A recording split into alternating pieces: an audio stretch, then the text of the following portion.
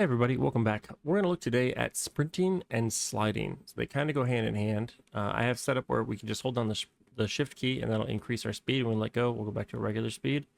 And then if while sprinting we press crouch, which would just normally crouch and uncrouch, but if while sprinting we press it, we'll get this little bit of a slide boost. It'll throw us forward at the rate that we choose. Let's get into it. I created two new input actions, one called sprint and one called crouch, and I mapped them to shift and control respectively. For the started and completed on the sprint effect, I just have an update max speeds, which is a function I've created that will look at the character movement component from up here, and we'll set the max walk speed, or get the max walk speed, and then multiply it by my ratio, and then set the walk speed, and then it'll do the same ratio for the crouch walk speed. And then we can, as we get into the function, call in a value that goes up and a value that goes down. As long as these are fractionally reciprocal, then it shouldn't matter what else you have going on. This will always return it back to the original value as long as it is an exact reciprocal fraction. And then we set this variable that we created called sprinting to true. And then when we let go, sprinting is set to false. Obviously, if you want to create a toggle for this, there's another set of controls that you would put on top of this just to make sure that would be able to be possible. But basically, we're going to be checking for if the player is sprinting. Then for the input action crouch, we have started, we're going to crouch, and for completed, we're going to uncrouch. For these to have any effect, you need to go to the character movement, and then we're going to search for crouch, and you'll see this little variable here that says can crouch. If you don't want to do that, then what you can do is create some sort of mechanism that would possibly lerp over time the character half height and the character camera position while crouched. Set those down to the correct value over time, and then you can return them back from when they came. When you go to stand up, that will allow for a smoother transition to crouching than what we have here. The default crouch is rather abrupt, which is fine for something that has maybe an animation control between it, but in this particular case, it's a little too jarring.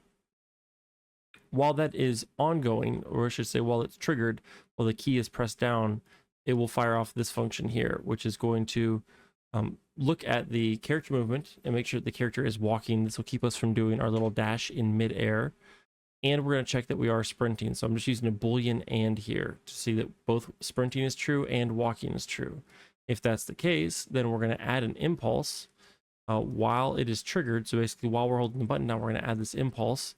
And the impulse is going to be 1500 times a value of elapsed times in seconds less than 1.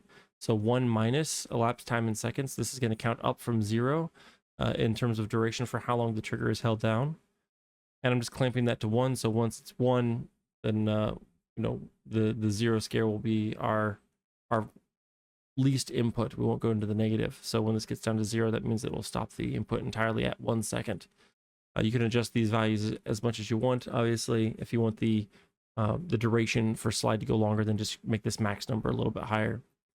But the value of the vector that's going to be scaled by this is going to be determined by the character forward vector, and we're just going to break out the XY values from that, and then we're going to normalize that and then scale it so we can get a consistent return no matter which direction the player is facing. And we're going to add that as an impulse, and we're going to say velocity change. This will allow us to apply the effect without mass being a delimiter to us here. And then once that's done, we're going to clamp the velocity as well. This is just going to make sure the player doesn't shoot off into the abyss if they happen to be spamming the ability or catch it at the particularly right time to launch from the ledge. This will give them the appropriate controls to make sure they don't exceed the target velocity that you have for them. Going back to the main event graph down here, this calculation is going to be based on the idea that we're trying to propel the player forward at a perpetual rate. So this impulse, it's going to have a high value, but it's applying it instantaneously. It's not the same as like a launch character. Just be mindful of that. If you wanted to use a launch character because it's something you're more familiar with, you're probably going to end up with a much smaller value. And a similar thing where you're going to do a 1 minus X to get the inverse effect of the duration of the button being held.